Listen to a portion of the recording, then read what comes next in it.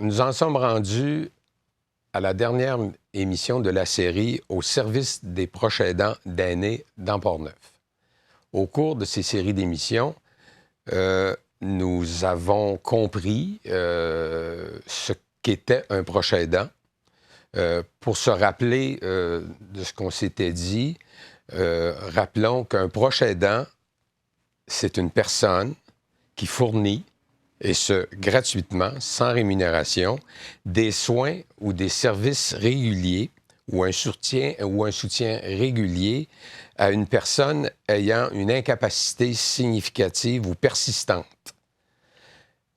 C'est une situation dans laquelle, pour plusieurs d'entre nous, on comprend que ça va de soi d'être proche aidant. Au cours des émissions, vous avez compris qu'il y avait une première difficulté, c'était de se reconnaître comme tel, de se reconnaître comme proche aidant. Et parce que, comme ça va de soi d'être proche aidant, on compte plus notre temps, on coupe nos contacts avec notre réseau extérieur. Et à un moment donné, on peut s'apercevoir là, que notre vie a vraiment changé et on vit à un autre rythme.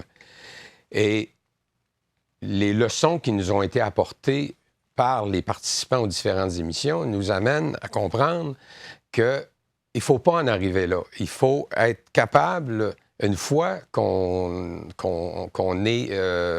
s'est senti, ou du moins qu'on s'est reconnu dans cette situation de proche aidant, il ne faut pas hésiter à aller chercher de l'aide.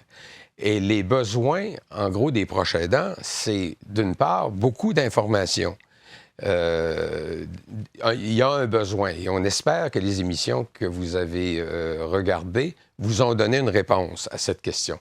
Il y a aussi peut-être de la formation qui peut être intéressante à aller chercher pour nous aider à mieux accomplir notre rôle. On a besoin aussi, comme proche aidant, rappelons-nous, d'un soutien psychologique.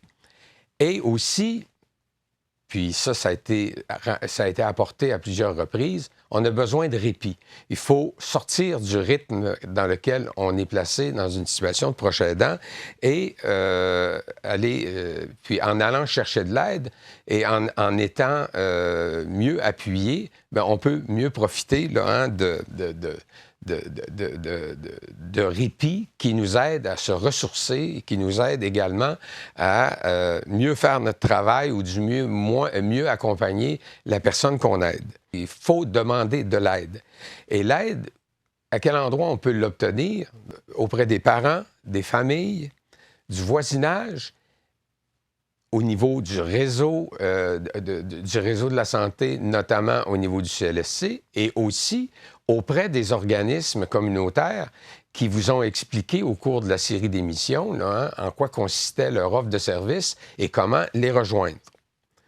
Donc, on espère au cours de cette émission qu'on a réussi à partager des expériences concrètes sur la situation de proche aidant avec vous.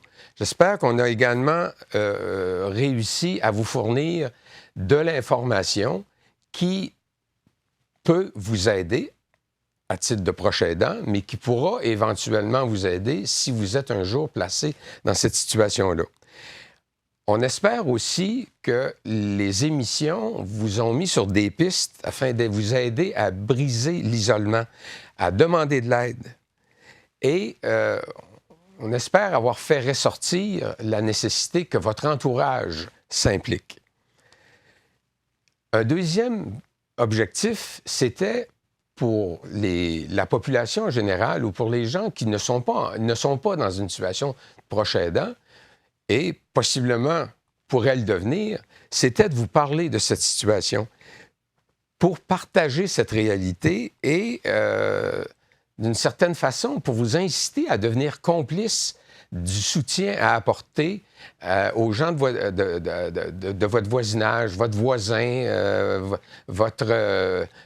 celui avec qui, dans votre famille, vous partagez là, des